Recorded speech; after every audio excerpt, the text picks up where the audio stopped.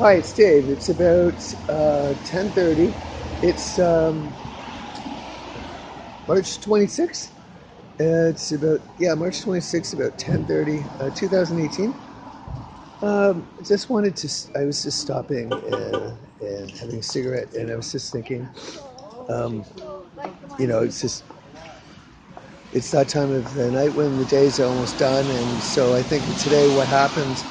And so, unfortunately, we had court this morning, and the British Columbia Attorney General just completely treated me like shit and ignored me, and just ignored everything I said about the gang stalking I've suffered for 6 years, and that my charter rights had been violated, and did nothing about it, and decided to make life just as difficult as possible and send my case to Dawson Creek. So pretty much as normal for the case in Canada with attorney generals and the system, the legal system, and every other system, it's been a complete waste of my time and continues to persecute me.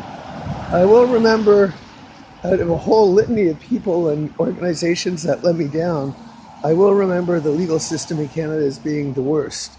They let me down and abused me and tortured me to no end. And the Attorney General of BC is now similar to Ontario.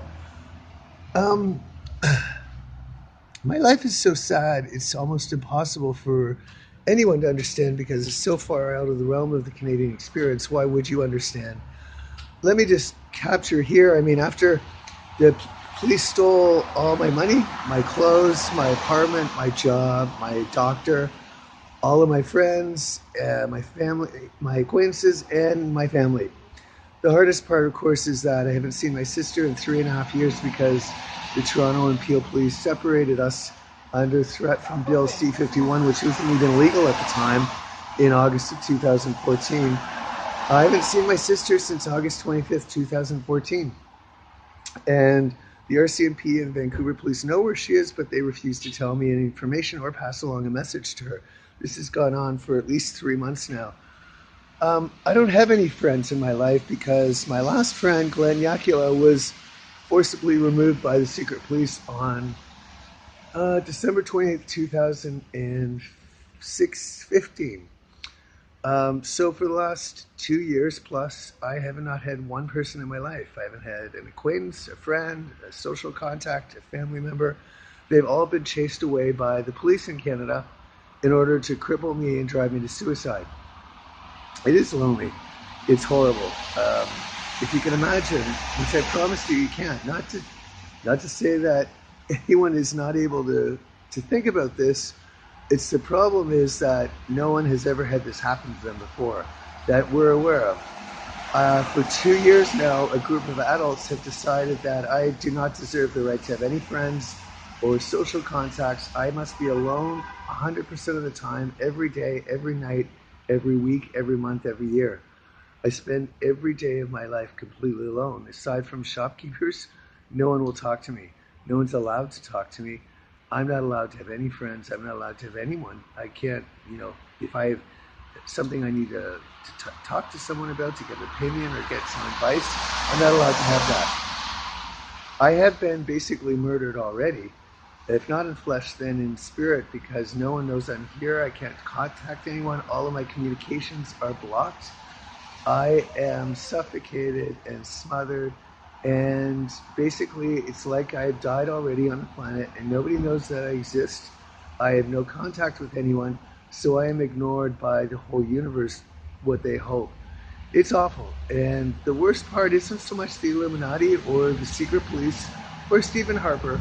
The worst part is the people who actually go home at night and think that they're doing a great job, who actually think that they're protecting me and helping me. You're not. I have no money, I have no food, I have no bed. I sleep on the street corner every night. You're not helping me. There is nobody helping me. That's the problem, and it's sad. So I struggle through this, hoping that somehow Jesus Christ saves me from this, and I can maybe get my sister back and have a life and have some friends. It's sad. It's overwhelmingly sad. It just stops you walking on the street like I just did right now, and you have to stop, or else you'll just either you'll just lose it. You'll just start crying and crying and crying and crying, and you'll lose it because no one can go without any human contact for 2 years without it having some sort of effect on them. And it does. But the Canadian government, Canadian law enforcement, Canadian lawyers, Canadian social agencies, not one of them has helped me. Bell Canada still owes me tens of thousands of dollars in back pay, or in severance. It owes me $2,800 in back pay that it refused to pay me while I was still working there. The CIBC owes me $4,000 in the bank account that it stole from me about 3 years ago, and it refuses to talk about it or even give me a statement. I know that the Great Water Apocalypse occurred in May of 2016, and at initial blush it might seem a little odd or selfish for someone to talk about these things given what's happened to the country. But let me remind you that Where's My Canada, the origins of the stalking of Where's My Canada, the criminal harassment, started with Stephen Harper in 2012 while he was still Prime Minister and well before the water apocalypse. And what I'm saying is that Canadian society has not helped me at all in the last 6 years. Canadian individual people, yes, but the country itself, no. Like many Canadians, I found that this country let me down. And the people who are in charge of power abused it and were so greedy and selfish they didn't care a shit about anyone else. And as a result, 35 million Canadians are homeless now with me. I hope things change. I see little room for hope on the horizon in terms of getting help from outside because none has come. And if none has come by this point, it becomes a question of where's everybody and why has nothing happened and why was I left in here and kidnapped with a date rape drug and brought in here and no one in Canada stopped this. No one in law enforcement, no one in the army, nobody stopped this. They just let me be dumped back in here, especially after everything that had been done. I wish somebody would actually do something for a change to help me, and it would be a nice token gesture. After all that's happened, I find my sister and I have been trashed by Canadian society, and both of us suffer immensely. We're separated from each other, remember, it's a two-way street. I'm separated from her, and she's separated from her only brother, and there's no other family in our family now. Just my sister and me. And because of some police and corrupt and evil politicians, nobody will help us. Nobody cares that my sister and I are separated for 3.5 years. Christmas just passed. We're not together again. This weekend is Easter. I would love to be with my sister again. There are many personal reasons, primarily dealing with my mother's death on an Easter weekend several years ago. My sister and I would like to be together. Both of our parents are gone, but unfortunately the police in Canada won't let us. And nobody else in Canada has taken this terrain to realize after 3.5 years, after me being made homeless 4 times by the police, and after losing everything, that maybe it would be a nice gesture to bring a Canadian brother and sister together again instead of separating us.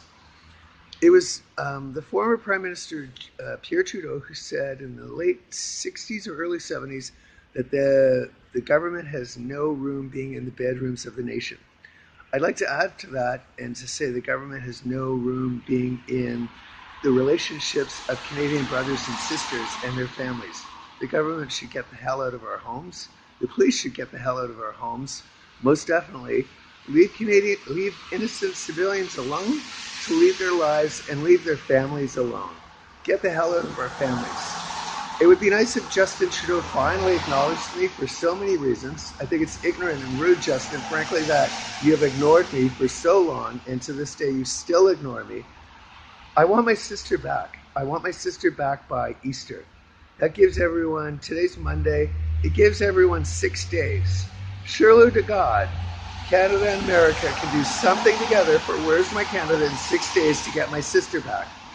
I say America because the Department of Homeland Security stole $3 from me on January 11th when I was trying to cross the American border.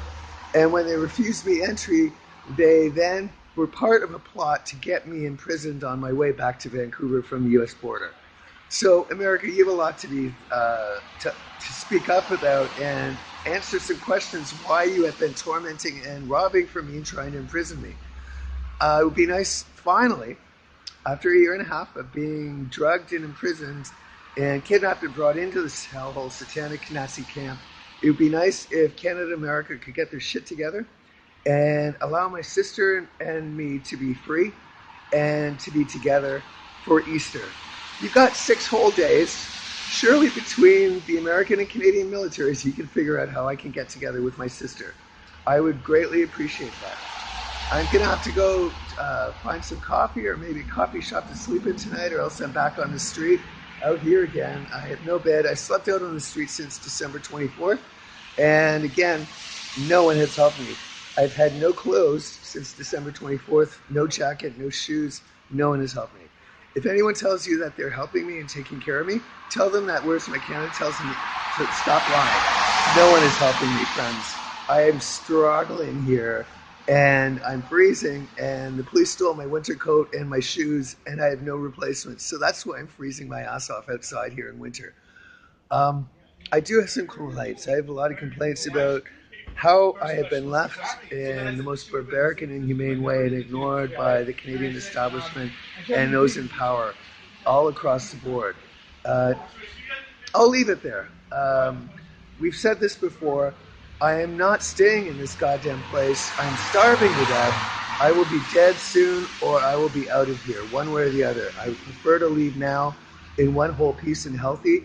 But if that doesn't happen, I refuse to be subjugated to a bunch of asshole machines and have my life controlled by a bunch of clones. That will never happen.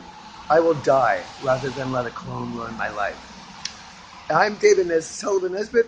I'm the creator and co-founder of Where's My Canada. Thanks for watching, and have a good evening. And I hope to be out here by Easter and have an Easter egg hunt. The bunny's good to me. Take care. I'll talk to you soon.